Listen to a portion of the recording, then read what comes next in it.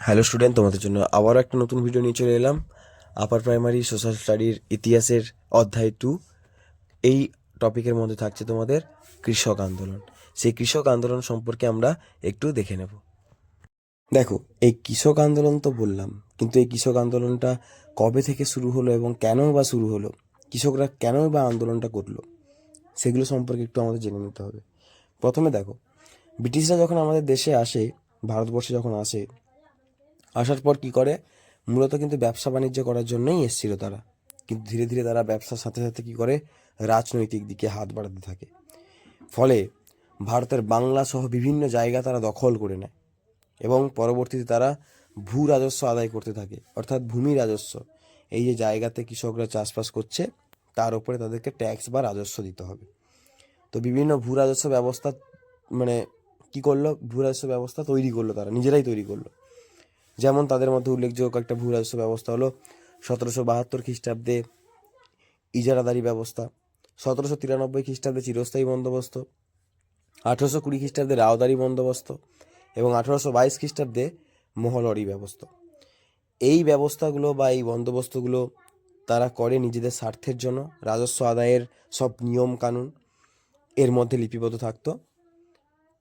ফলস্বরূপ হিসেবে এই ব্যবস্থাগুলির মাধ্যমে তারা সারা ভারতবর্ষে কৃষকদের শোষণ করতে শুরু করে। তারা শুধু কৃষকদের ওপর ব্রিটিশরা অত্যাচার করেনি বা শোষণ করেনি, এখানে অত্যাচার করেছিল বা শোষণ করেছিল জমিদার, মহাজন ও ব্রিটিশ।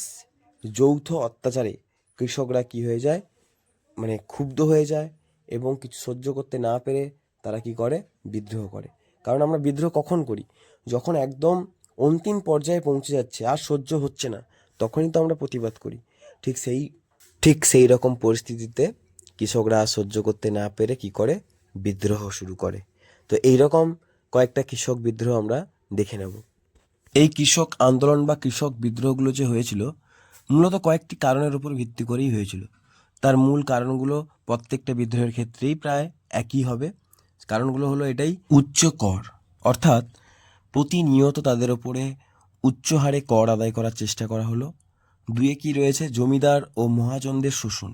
এই কৃষক আন্দোলন করার অত্যন্ত গুরুত্বপূর্ণ কারণ হলো জমিদার এবং মহাজনদের শোষণ। জমিদাররা কি করতো, নির্দিষ্ট সময়ে তাদের রাজস্ব দিতে হতো।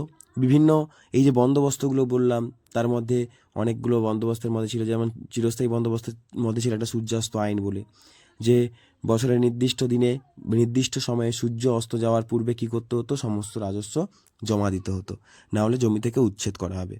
আর কি, মহাজনদের শোষণ। এই ঠিকঠাক রাজস্ব দেওয়ার জন্য কৃষকরা কি করত, জমি মহাজনদের কাছ থেকে সুদে টাকা নিয়ে আসতো। এবার সুদে টাকা নিয়ে আসলো, এসে জমিদারকে দিয়ে দিল, কিন্তু পরবর্তীকালে তারা কি করতে পারতো না, মহাজনের টাকাটা শোধ করতে পারতো না, পরিশোধ করতে পারতো না। বা পরিশোধ কী করেই করবে, কারণ মহাজনরা সুদ বাড়িয়ে বাড়িয়ে এমনটাই এত বড় করে দিত যে তাদের পক্ষে সম্ভব হতো না সেটা দেওয়া। যার ফলস্বরূপ হিসেবে কি করা হতো, তাদের জমি থেকে উচ্ছেদ করা হতো। বিভিন্ন বিদ্রোহ, যেমন রাজস্থানে হয়েছিল বিচলিয়া ও ভিল বিদ্রোহ, গুজরাটে হয়েছিল বাওরদৌলি এবং খেরা, মহারাষ্ট্রে হয়েছিল দক্ষণ এবং বরলি, আর কেরালাতে হয়েছিল মোপলা, পুনপ্পা এবং বায়লার বিদ্রোহ। কোথায় কোন কোন বিদ্রোহগুলো হয়েছিল একটু মনে রাখবে, কারণ প্রশ্ন হয়তো দিয়ে দিল মোপলা বিদ্রোহ কোথায় হয়েছিল, রাজস্থান, গুজরাট, মহারাষ্ট্র, কেরালা, এরকম অপশান দিয়ে দেবে, তোমাদের সঠিক উত্তরটা করতে হবে। সুতরাং কোন বিদ্রোহ কোথায় হয়েছিল সেটা অত্যন্ত গুরুত্বপূর্ণ রয়েছে। তেলেঙ্গানাতে তেলেঙ্গানা কৃষক আন্দোলন হয়েছিল। বাংলাতে নীল বিদ্রোহ, পাপনা, ফেরাচি এবং তেভাগা আন্দোলন। বিহারে চম্পারণ এবং দরভাঙ্গা। উত্তরপ্রদেশে একা বিদ্রোহ। এবারে আমরা একের পর এক কয়েকটা বিদ্রোহ দেখে নেব। সেই বিদ্রোহগুলো কবে হয়েছিল, কাদের নেতৃত্বে হয়েছিল এবং গুরুত্বপূর্ণ কিছু বিষয় আমরা জেনে নেব। যেমন প্রথম আছে, দেখো, একা আন্দোলন। মাদারিপাশি এবং সহদেবের নেতৃত্বে হয়েছিল 1921 থেকে 22 সালে। এই আন্দোলনটা শুরু হয়েছিল, যার কারণ কর প্রবল বৃদ্ধি এবং চাষের জমি দখল করার জন্য। চম্পারণ, যেটা মহাত্মা গান্ধীজির নেতৃত্বে 1917 সালে সংগঠিত হয়েছিল, মূল কারণ ছিল তিন কাঠিয়া প্রণালীর জন্য। এরপরে নীল বিদ্রোহ, দিগম্বর ও বিষ্ণু বিশ্বাসের নেতৃত্বে 1859 থেকে 60 সালে সংগঠিত হয়। এই নীল বিদ্রোহ, যার অত্যন্ত মূল কারণ ছিল দাদন প্রথা, তিন কাঠিয়া প্রথাও ছিল। যাই হোক, এই সময় বিভিন্ন পত্রিকা তৈরি হয়, যেমন নীলদর্পণ পত্রিকা দীনবন্ধু মিত্রের নেতৃত্বে, হিন্দু প্যাট্রিয়ট পত্রিকা হরিশ্চন্দ্র মুখোপাধ্যায়ের নেতৃত্বে। এরপরে পাবনা আন্দোলন ঈশানচন্দ্র রায় ও খুদি মোল্লার নেতৃত্বে 1873 থেকে 1876 সালে সংগঠিত হয় এই আন্দোলন, যার মূল কারণ পাবনা জেলায় কর বৃদ্ধি। পরে দেখো তেভাগা আন্দোলন, অত্যন্ত গুরুত্বপূর্ণ একটি আন্দোলন। ভবন সিংহের নেতৃত্বে 1946 সালে তেভাগা আন্দোলন সংগঠিত হয়। মূল কারণ ছিল 3/2 অংশ কৃষকরা নেবে এবং 3/1 অংশ কৃষকরা দেবে, অর্থাৎ কৃষকরা 3/2 অংশ নিজেরা নেবে এবং 3/1 অংশ কৃষকরা কি করবে, জমিদারদের দেবে। এটা তাদের হচ্ছে আন্দোলনের মূল কারণ ছিল। তেলেঙ্গানা 1946 থেকে 51 তেলেঙ্গানা আন্দোলন সংগঠিত হয়েছিল। মূল কারণ দ্বিতীয় বিশ্বযুদ্ধের পর এই যে রাজস্ব বৃদ্ধির ফলে বা কর বৃদ্ধির ফলে, কর বৃদ্ধি তো হয়ে যায় এবং কর না কমানোর জন্য মূলত এরা আন্দোলনটা শুরু করে। মোপলা বিদ্রোহ আলী মুসলিয়ার এর নেতৃত্বে 1921 সালে সংগঠিত হয়। মূল কারণ ছিল মুসলিম কৃষক হিন্দু জমিদারের বিরোধ।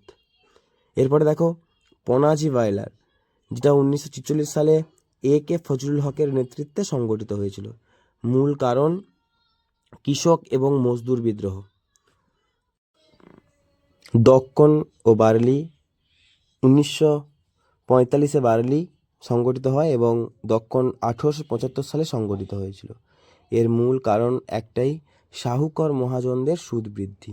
এই যে শাহুকর মহাজনরা ছিল, সেই শাহুকর মহাজনদের সুদ বৃদ্ধির কারণে মূলত এরা আন্দোলনটা শুরু। এরপরে খেরা 1918 সালে বল্লভভাই প্যাটেলের নেতৃত্বে সংগঠিত হয়।